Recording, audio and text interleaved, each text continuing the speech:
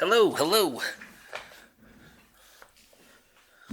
Thanks for tuning in. Just want to make a short video here. Hopefully it's short. We'll see how far we get on Revolution State of War, kind of an overview of how to play the game. And I'll do my best to make more videos later on some of the actual playthroughs and, specific examples, strategy, stuff like that.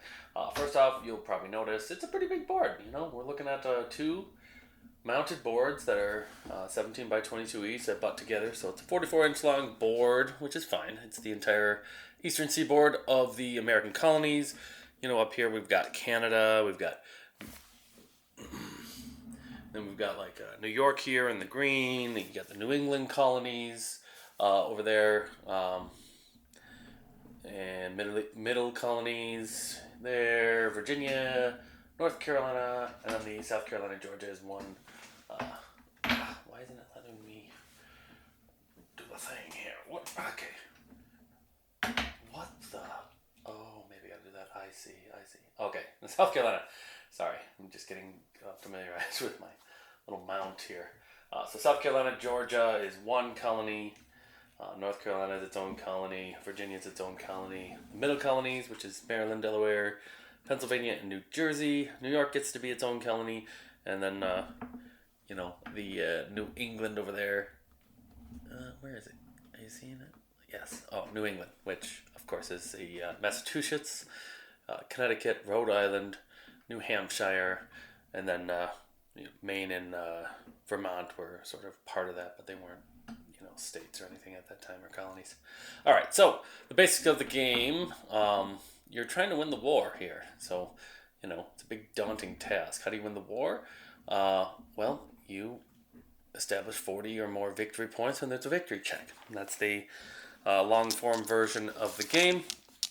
Otherwise, there's shorter games that have more specific scenarios in terms of you get bonus points for certain objectives, which kind of help concentrate the effort of those shorter games. But for the most part, if you're playing the long game, 40 points is what you want to win the game, declare victory early. Otherwise, the game goes to its terminal point, which is in 1781, at the end of 1781, which kind of corresponds with the surrender at Yorktown. And so at that point, it's just whoever has more points wins. But I mean, theoretically, if players wanted, they could just keep going, repeating 1781 over and over again. But 40 points is kind of what you're going for. Now, there's like 68, 69 points worth of victory points in the world. You get victory points from the various cities like West Point, Fort Stanwix, New Haven, Hartford, Newport, New York, so on and so forth. Most of the cities are these minor cities, which are only worth 1 point apiece.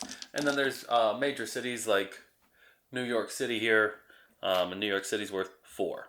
And so some cities, each of the 7 colonies has a major city, which is worth more than 1. And that gives you, so like Charleston, South Carolina is worth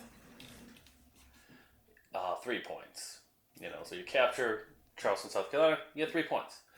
And then all the other cities within that, colony are only worth 1 point. Hillsborough, which is the major colony in North Carolina, it's worth 2 points.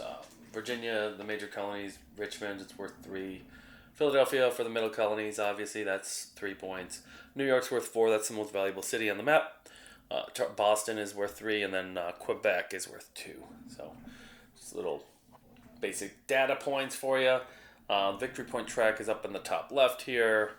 And so, the way you get points is you either occupy the city. So as you can see here, Fort Ticonderoga, occupied by the American forces, even though it is politically controlled by the British. And so that would be an American victory point. So it's kind of a double-edged sword. As you take enemy cities, their victory points go down, your victory points go up. So that's how it works. Now, it's a big world, so even though it's a deeply asymmetric, kind of military operational strategy game, because it's such a big world, the players are able to kind of leverage their imbalances or their asymmetry. So the British can attack something, but then the Americans can kind of try and expand in areas where the British are not, and so then that forces the British to try to maintain garrisons and have multiple field armies to, keep what they kill and get to 40 kind of thing. So it's a tough game to win if you're either player. Like, it can be especially if you're playing somebody with a lot of skill and deep strategic thought, like they can, make you really work for it. So, okay. So you'll notice on the board, there's all sorts of, hexes. That's, each colony is made up of several different hexes, which roughly overlays the map of the eastern seaboard.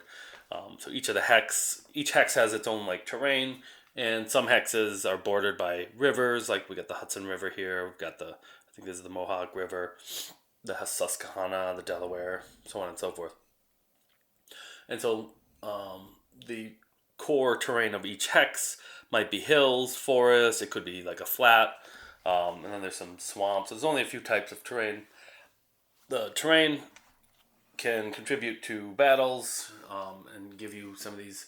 These are like terrain, tokens, and so when you have a battle, you could potentially then get a terrain bonus depending on where the battle is. So that's kind of terrain. Also, if it's rough terrain, not flat, but all the other terrain types, and you're not along a road, it increases your movement cost. So movement, I'll get into that in just a minute. So that's the board. So there's colonies, which are color coded. Each hex has its own terrain type, which ranges from flat, hills, forest, or swamp. And then there's potential for like river boundaries as well, which impact battles and stuff. All right, so in the course of the game, which is, yes, outlined in the sequence of play, the player's aid kind of goes over, kind of has everything you need to play the game. I mean, the rule book isn't overly, cumbersome either, but the entire game is kind of summarized in the rule book, in the player's aid. And so how do you play? You can just follow along sequence of play up here, and so the first step in the sequence of play is a reinforcement phase. So the game is made up of turns. Each turn is approximately a season: spring, summer, fall, winter.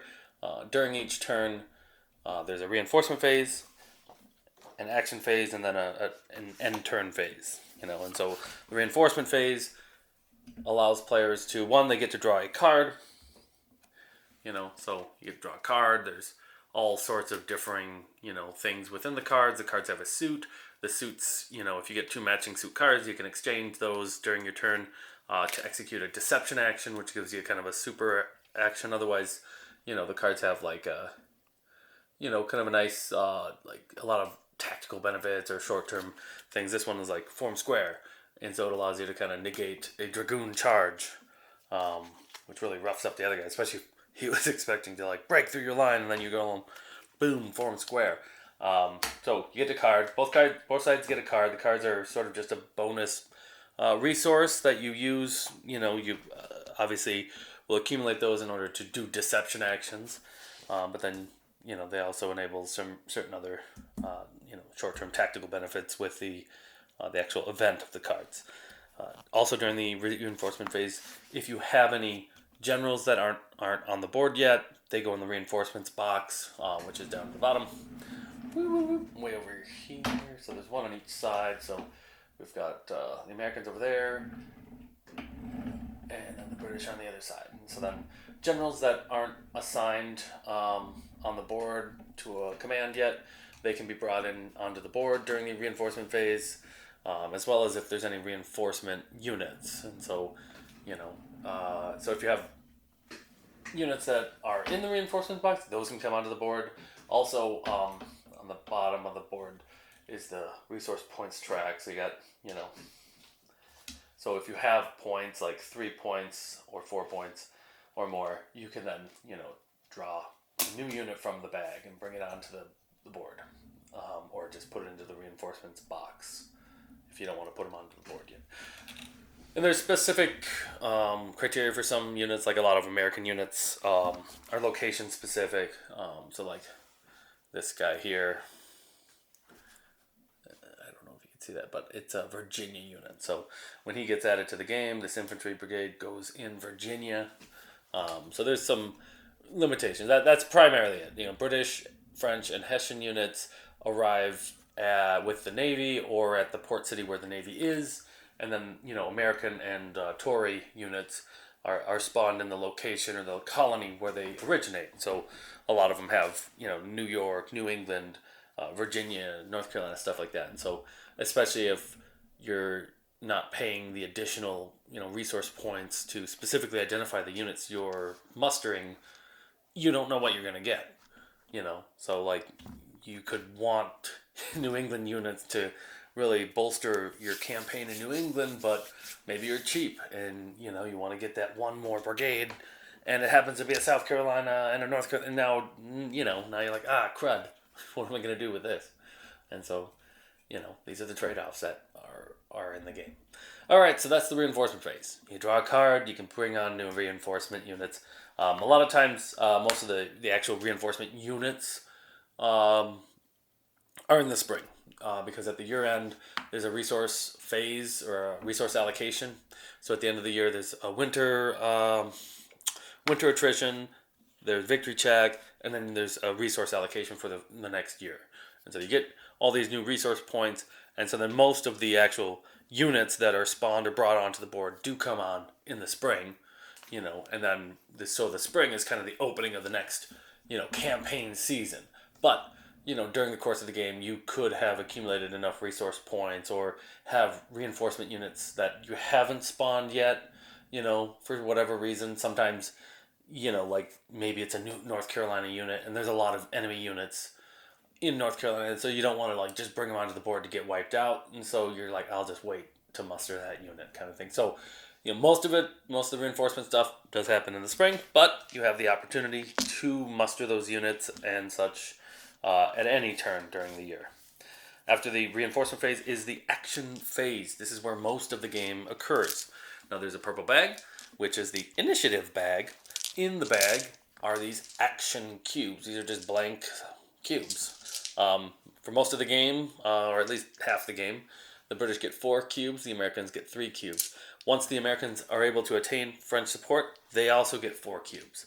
And so there's an imbalance, with operational capacity. The British have more action cubes than the Americans. The British have better units than the Americans. They have more firepower, so on and so forth.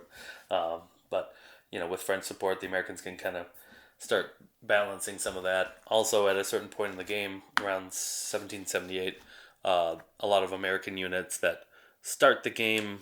I'm trying to find one here. Right here.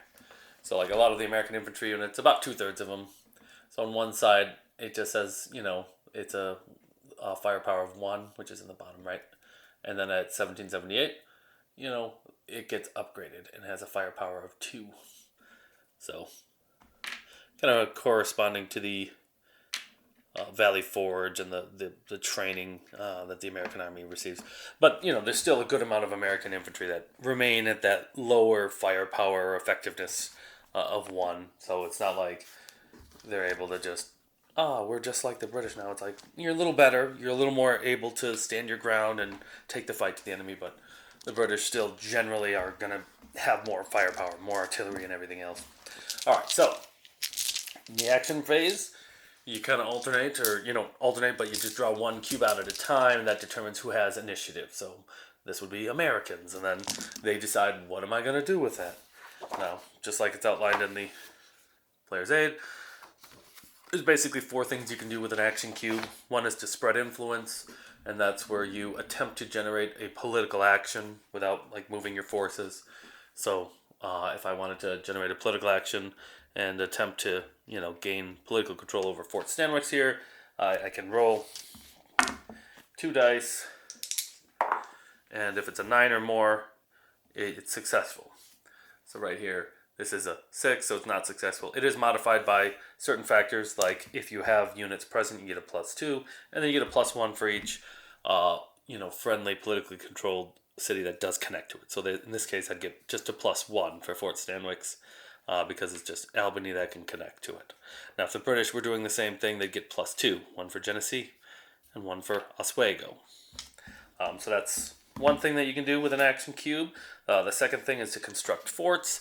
There is no like under construction phase or time period. It's basically you spend the action cube, and then you construct a fort, and then you place it on the board where units are present. So you just bam, like I'm gonna build a fort right on Albany. Now you can't build a fort on a major city like Boston, New York, Philadelphia, but anywhere else you can. So you can just boom build a fort. Forts are great because they're a unit, but they're stationary. You don't need to supply them. They're exempt from supply requirements.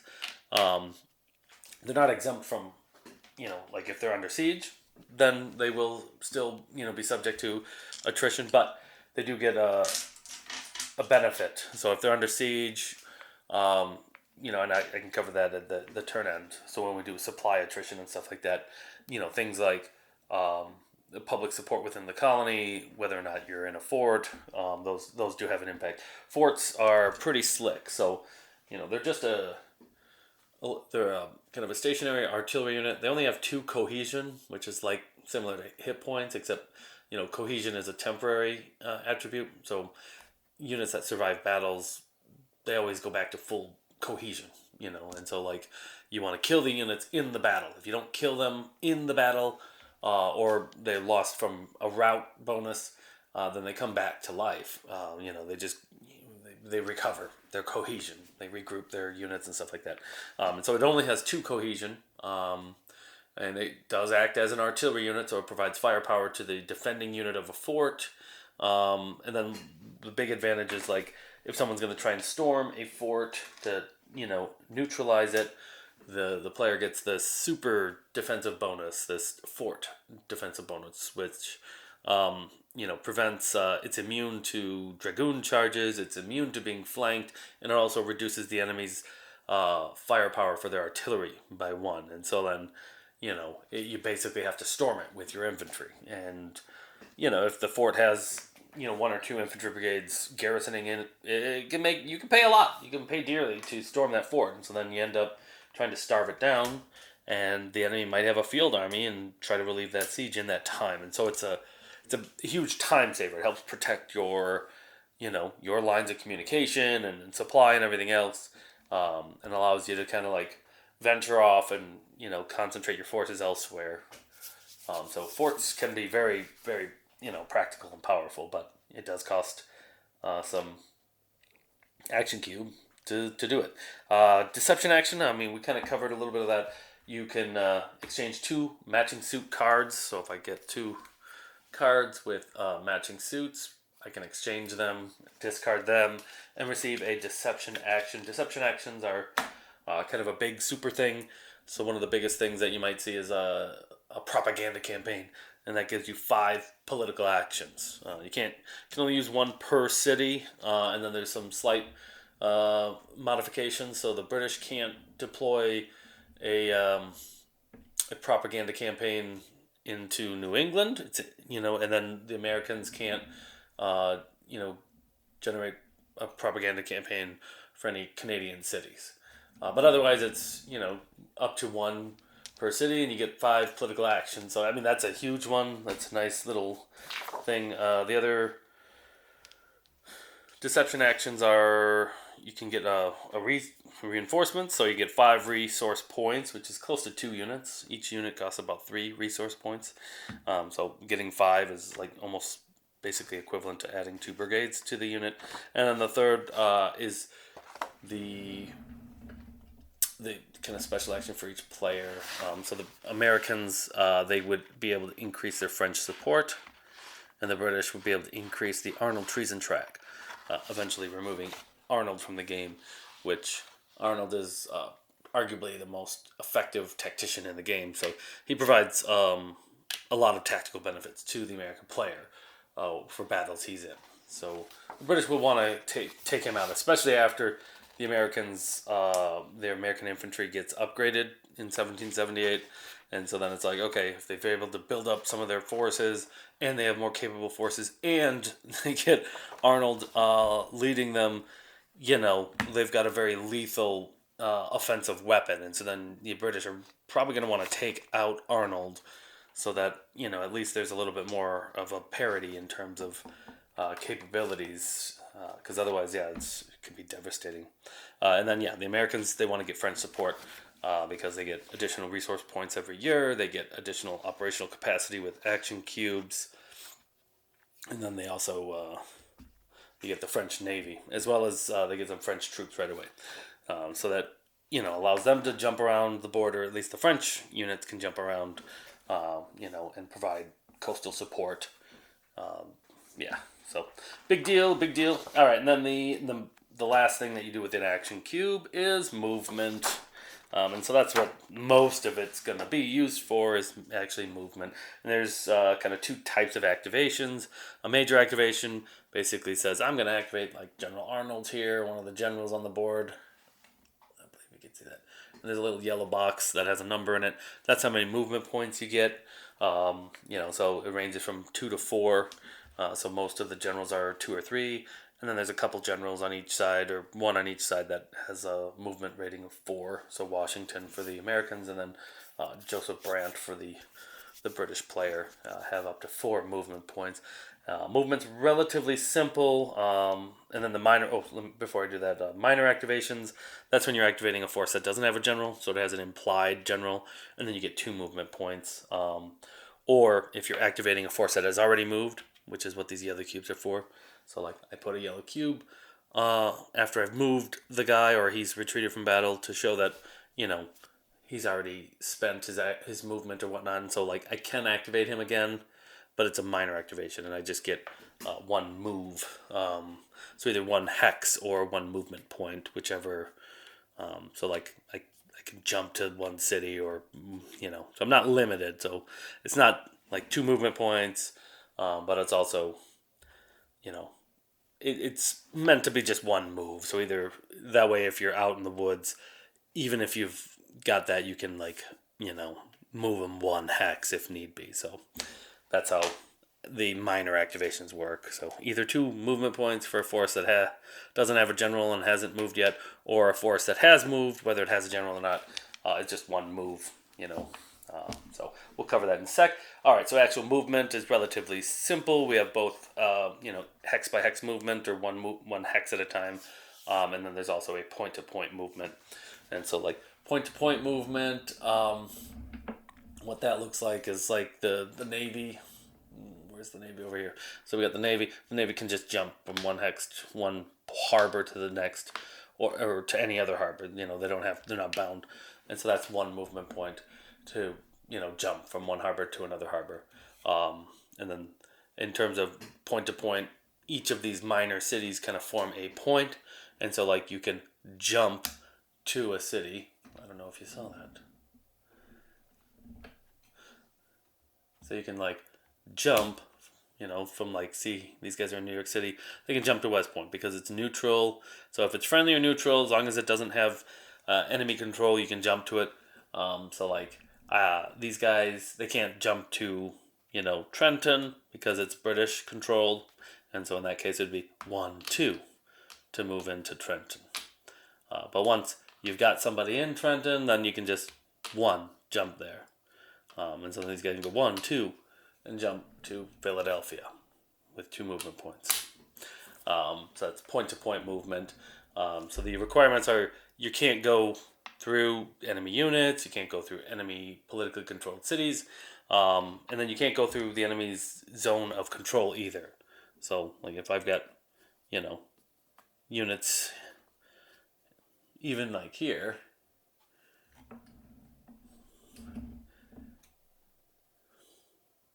okay, so if I have units here, you can't just, jump through someone else's zone of control, because it's zone of control. So then you still have to go 1, 2.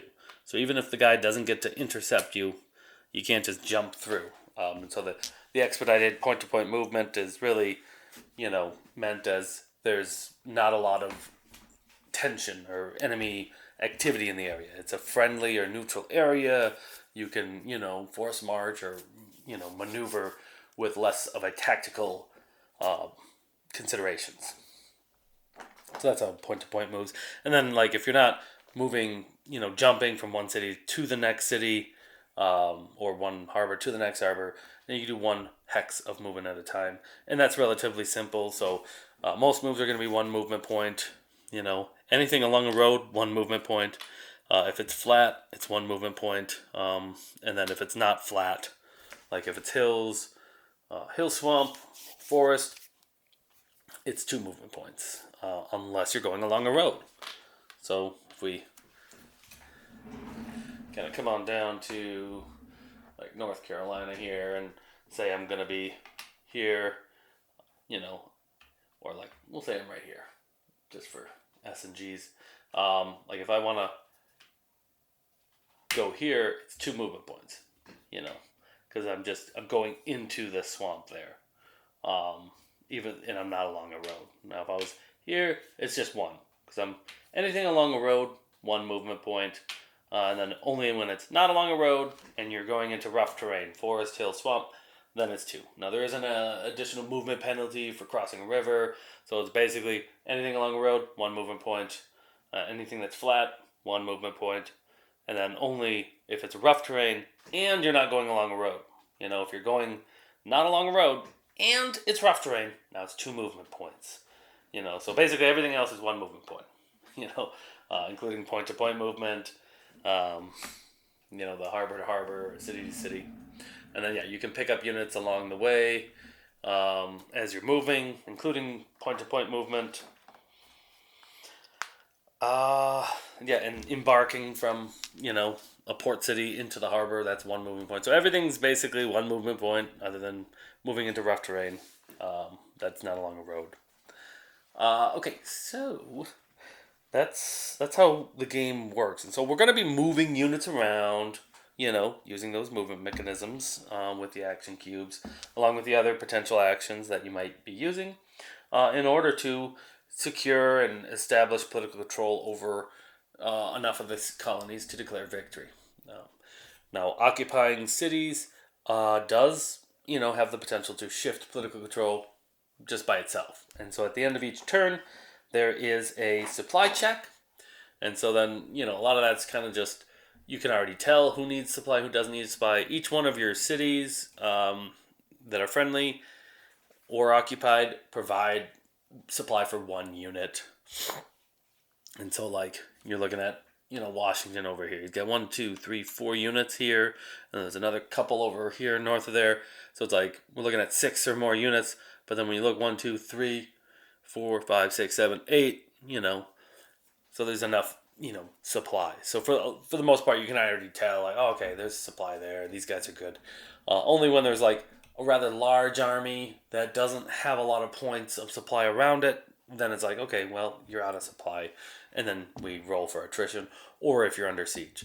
The British get unlimited supply from their Navy unit, so not just a harbor, it has to be a Navy unit. And so like the British over here, General Howe here, he's got 1, 2, 3, 4, 5 units. And so he needs to supply 5 units. Boston by itself provides 3 units of supply, and then the harbor gives him 1 more. So he can supply up to 4 without the Navy. But if the Navy moves, he'll be short by 1 unit. So he could suffer attrition. Otherwise, if he leaves the Navy there, unlimited supply. Then he doesn't have to worry about it. And then, after the supply, check, and attrition, there's a thing called generation of goodwill. And so cities, not the wilderness. So you can't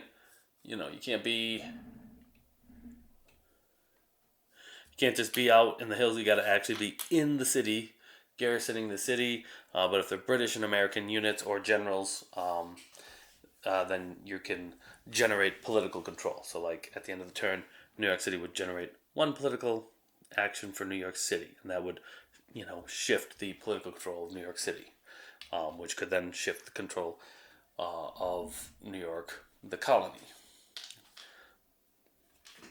That's what these colony control trackers are for, which show you what level of support within the colony, 1, 2, or 3. And that corresponds to support and supply during attrition. So when you're rolling for attrition, it's modified by what level of support within the colony, 1, 2, or 3.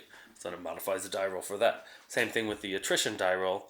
on if you're under siege or out of supply, but you happen to be within a colony that has so much support, you get to modify your die roll for the attrition roll as well. So generating goodwill is going to be where the majority of political actions are generated at the end of each turn. And so, as you might imagine, this kind of incentivizes, as one is campaigning, to leave garrisons in key positions in order to generate the goodwill and continuing to move on. But then that, stretches out the army and creates like this slinky snake type thing where now you're not fully concentrated. Just the front of the column is got most of the force, but then there's weaker points along the way. So then create targets of opportunity and I think interesting happenings of the game. Okay, so generating goodwill, that's where a lot of political actions come from. Occupying and political actions is where you generate these victory points. And so we're going through the game, moving units around, generating, political actions, executing deception actions, so on and so forth. And then when we have battles, which I didn't really go over, we use these battle boxes. And so forces that clash during their campaigns. So whether you're just, making contact with an enemy unit or enemy army, or you're like storming a fort or something, then they go from the campaign world, and then forces go into the battle boxes, and so then that's where you get these potential militia units, which also then that corresponds to the level of public support within that colony as well, up to 1, 2, or 3 of these units, which are free. They're pretty weak, but they could be a big help.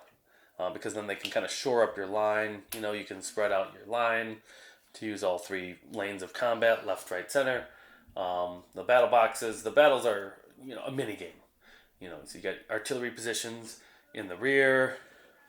You've got, lanes of combat, left, center, right. And then you've got some reserve units. And then you kind of take alternating turns as the active player, engaging in combat, rolling dice. And that's where the cohesion comes in. So, like you start at like 3 or 4 cohesion, sometimes 2, depending on the unit. And then they tick down when they absorb hits. When they get to 0, they're removed from the battle. If either side runs out of units in the center lane, they've been routed. And the battle ends immediately. And then there's additional route penalty, which means you'll lose an artillery unit if one's present, otherwise any unit. And so that's what happens for battles, and then one side, the loser has to retreat, and so then he moves away from where the battle was, and then you mark the loser with a little yellow cube, and then you keep going. So then units return to the game board, you move them around. After you've moved them, you put the yellow cube on it to indicate that they've already moved, so that way if they get activated again, you can mark it. And that's a potential strategy too, in terms of like, I know Washington's got 4 movement points, but if I attack him, with this bigger army, he'll probably retreat, and that'll, then sap some of his movement for the turn. So there's different things people might think about in the course of the game. And then, the different unit types come into play during battles or skirmishes. A skirmish is where there could be a battle, but the defender or receiving player basically opts to not battle, and so then you have what is deemed a skirmish, and skirmishes are described right here. And so a skirmish is a mini battle where it's just abbreviated with a single, both sides roll 2 dice, and then they get crappy rolls, which happens. And basically, if one side has 4 or more spread between the other guy, then the loser loses a unit. So whether you're the attacker, defender, whatnot. So there's the skirmish just basically abbreviates a small skirmish action. A lot of times it's just no inconsequential, but sometimes one guy's going to lose a unit, and then there's no real battle. It's just you lose a unit, and that's impacted by a couple of factors. Again, the public support within a colony. So that modifies the die roll for skirmishes, as well as the presence of light troops, irregulars or dragoons. So if one side has some light troops and the other guy doesn't, he's getting +2 for the die roll on skirmishes. And then if he's got more public support as well, which help out for these skirmishes, you can easily, harvest some meat from skirmishes if possible. And so then that also then shapes whether or not the guy's going to decide to have a full-blown battle. But if you decide to have a full-blown battle, then we use the full-blown battle boxes, and then you have to decide, survive 3 rounds or more in battles, and that's one of the requirements. Battles last, at least into the 3rd round. So you can't just have a battle and then retreat in the first. Nope, you've got to survive until the 3rd round, and then you can potentially retreat. And so, you might lose more than 1 unit if you do a battle. You could lose, none or 2 or 3, and so these are some of the decisions that come about in the game. Do I just do a skirmish and retreat? Even if it's not a good probability of not losing a unit, or try to fight a whole battle and potentially lose 2 or 3 units, so on and so forth. And so forces come into contact. You have battles or skirmishes. The battle's a mini game. There's other attributes in the battle along with terrain. Some of the generals provide tactical benefits. We've got the little flank bonuses. And so, like, when you're in battles, if one guy's got troops in a lane of combat and the other guy does not, then the guy with units in the lane of combat is now enveloping the enemy, and they get a flanking bonus, which provide bonus attributes. And so some of the tactics within battles might be to, clear one of the lanes of combat, the wings, so that your, wings are more effective. And then you can also, dilute some of the impact from the enemy's hits, so that it's not just a straight up attrition against each other, two sticks of butter against a hot plate kind of thing. You can actually diffuse some of the enemy's firepower into your wings. And there's also some benefits to reducing the enemy's lanes of combat. Because if you use all 3 lanes of combat, you generally get more battle commands. This is just generally. It depends on the commander and stuff like that, because generals have different command ratings. So like Carlton here, he's got a command rating of 3, so he can have up to 3 battle commands or actions per round of battle, but he has to use all 3 lanes of combat to get that. And so if you take out one of the wings, even though it doesn't end the battle, it reduces how many actions the other guy has. Of course, they can reoccupy that lane with reserve forces or whatnot, but so battles, I love battles. I think they're fantastic. They're exciting. There's a good amount of chance, but it's not so luck-driven chance. I mean, you're still making decisions, and the chance in terms of the dice is not so overwhelming. It's not just risk. You're making decisions. The decisions are impactful. It's not a single die roll combat resolution table, so it can take a couple minutes, especially if it's a bigger battle. But then again, battles do require, in a sense, consent from the receiving party. It's not like we're forced to have this long drawn out battle every single turn, because you can just be like, I'm going to skirmish, I'm going to just retreat.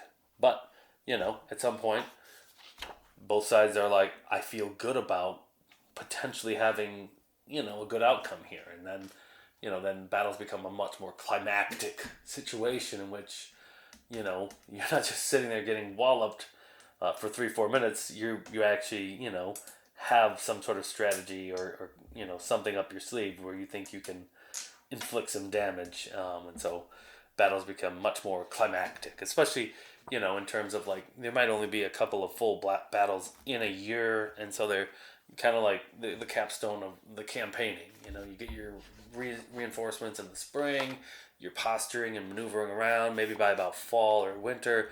That's where you're having these, battles that are much more, consequential before, securing your winter quarters and supply chain for the year and stuff like that. So, that's battles, and you'll see those in the actual, when I do some more videos on, an actual playthrough, we'll actually have battles. Maybe I'll make some mini videos just showing and battle examples and stuff like that. But that's pretty much the game. So you get to the end of the year, so you have 4 turns like that, and then at the end of the year there's a winter attrition. So if you're north of the winter attrition line, which is between Virginia and North Carolina, so anything Virginia and north is subject to winter attrition.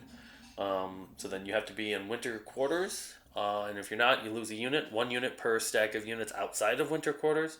So you can't just be posted with the Navy. You can't just be in a hill or whatnot. You have to be in either a city or a fort, or you lose a unit. And then the Americans, they have to roll 2 dice, and they just lose additional units, just because that happens every year. So they're automatically going to lose 1 to 3 units, just because they're Americans, which can be very frustrating. Like you think you're doing good and building up, and then all of a sudden, bam, 2 units are just gone. People just leave your army. Like, what the heck, team? And yeah, when the year-end stuff is all on the right here. So there's a victory check. So if either side has 40 points, up here in the top left, then it's like, oh, game over. And then if it's not game over, then we go through the winter attrition rules. So everybody goes to winter quarters or loses units, and then the American winter attrition of 1 to 3 units. You roll a die, and then the resource allocation. So the British just roll 3 dice, and that's their resources. So they might get 8, 12. Sometimes they can get lucky and get like 2 6s and a 5, and it's like, heck yeah.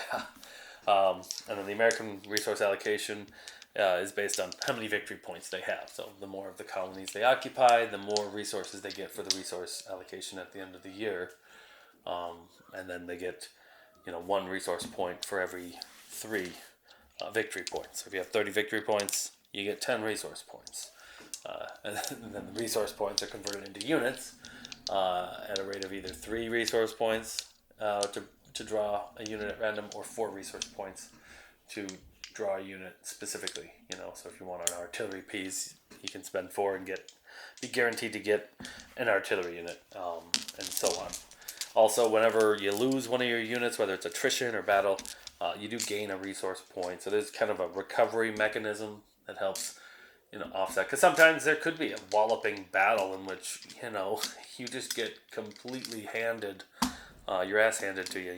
Like you lose like 4 or 5 units, and they might only lose like 1, and so it's just like absolutely devastating. And so there is a recovery mechanism where like you get 1 resource point for every brigade that you lose, and that just helps you kind of like bounce back a little bit. I mean, it still doesn't replace all of it, because you're still losing permanently 2/3 of every unit in a sense, but it does help create a little bit of a balance and recovery mechanism in the game, which I really like as well, so that you're not just like, oh, that's the game, it's over, I'm dead, because things ebb and flow, especially in this conflict. So that is the game in a nutshell. So if you get to the end of the year, nobody won, and then you kind of do the year-end stuff and allocate more resources, and then back to the next the spring resource reinforcement phase, and then the action phase, and then you draw your cubes and do your actions. Campaign around, engage in battles, build forts, and strive to win the American Revolutionary War. Well, that does it for this video. Thanks for watching, and please remember to like and subscribe and share and do that kind of stuff. So thank you very much. All right, let's go.